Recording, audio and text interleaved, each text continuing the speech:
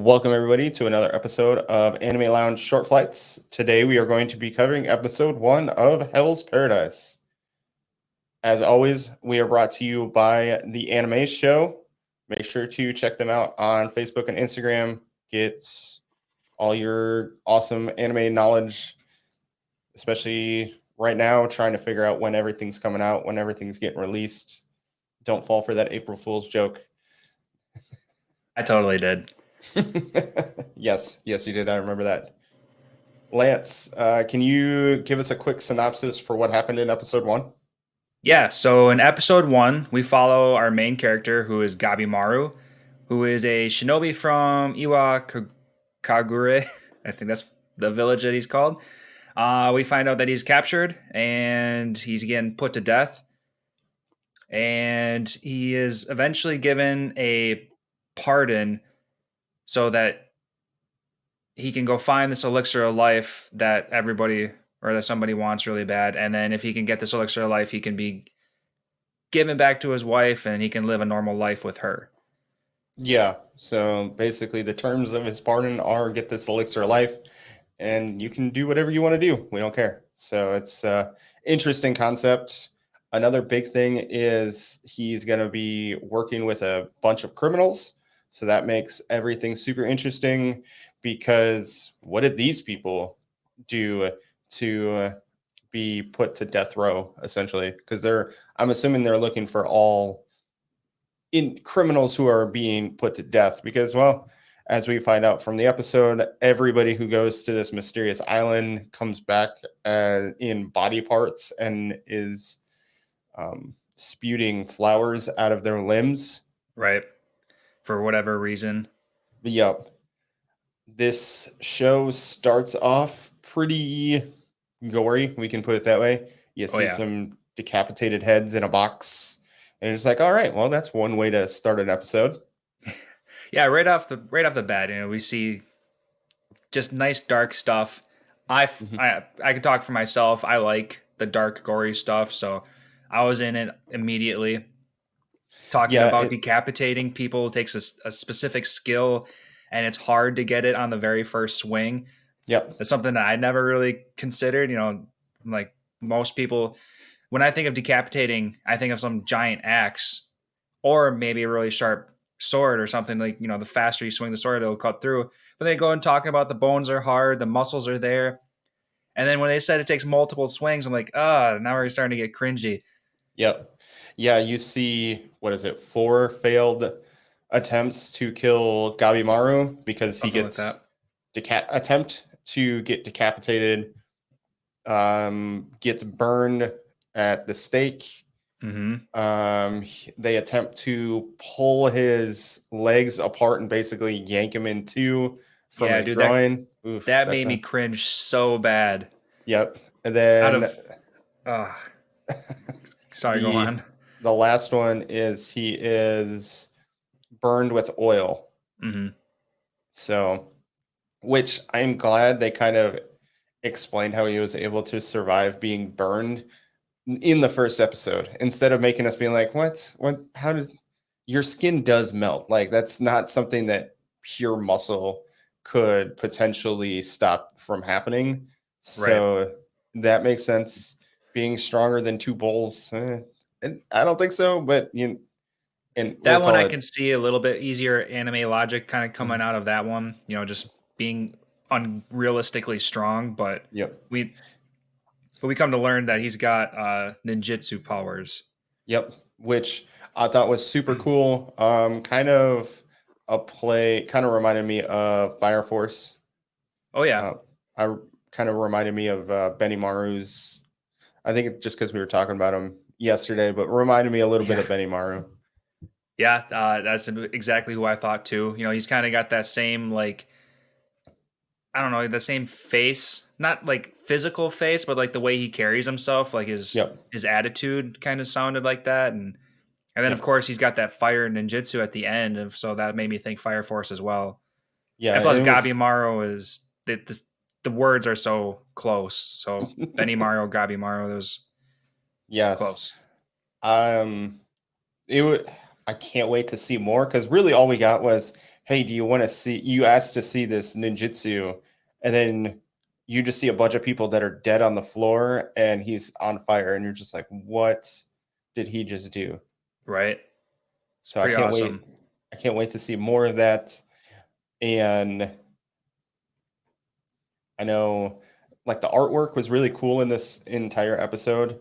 Uh, Kind of reminded me of like some old school anime, which can never go wrong with old school anime. It was a good mix between the two, where it kind of brought some new school, like all the ninjutsu being him being on fire was really cool, but then the artwork still was very old school esque. Yeah, yeah, I see where you're coming from with that. I appreciate it. Yep. Yeah, it was very visually stunning. I enjoyed it all. It kind of helped bring out the blood a little bit more because the like a lot of the people are kind of monochrome, so just very subtle colors, and then you see this blood and it just drastically sticks out in contrast. So I really like that. Yeah, they do good choices on color too. Like when Yep. the fire with the ninjutsu powers came out, I liked that they were throwing in like pinks and almost neon colors. So I thought that was pretty cool. Yep. A big topic I want to talk about real fast is I want your idea. I believe that Gabimaru is being put to death because of him assassinating people, not because he left his village. Would you agree, or do you think um, he's only he's his only true crime is trying to leave the village?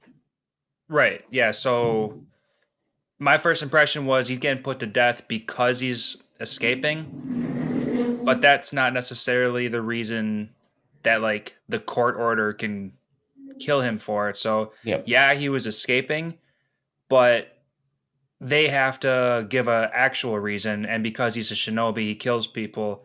yep, His crimes of killing people is the reason that they can put him down. yep. Not just the simple reason he tried escaping, because that's just not enough. Yeah, to his village, yes, that is enough. But to basically the outside world, that is not a good enough reason. So, okay, makes sense. And another interesting person that I cannot wait to see more of is Asaman. Is that how you say your name? Yeah, something close like that.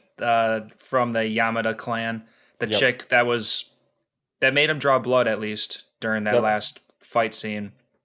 Yeah, So she she's seems pretty awesome. a master swordsmith. Smith, I think is what they said. Oh, maybe it's all right. But yeah, she sounds pretty awesome. She's definitely quick on the blade. She knows what she's doing. Yep. She seems like she's got some kind of government role that she's Yeah. working for. So Yeah, she is the her clan, or the basically the people that she works for, is the reason why Gabimaru got this pardon and is going to this island that has this elixir of life. So it'll be interesting if she follows along or just if she's involved at all. I don't think she'll go at first. I think we'll see Gabimaru go to this island with a couple other criminals. I think everyone else is going to get completely murked, and then Gabimaru is going to be left standing all alone. And then maybe he'll come back, and then maybe he'll go back with Asaman or something like that. That's kind of what I'm starting to think.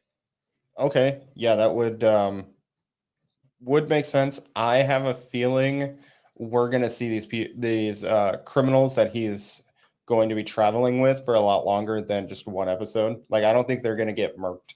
I think it's gonna be they're kind of all work together or have to work together in order to get this. And See so it'll that? be interesting to see what happens, because it could be more people like Gabimaru who are assassins that were trying to leave, and that's why they're put to death. So it's like, are you truly a bad person or not? Right.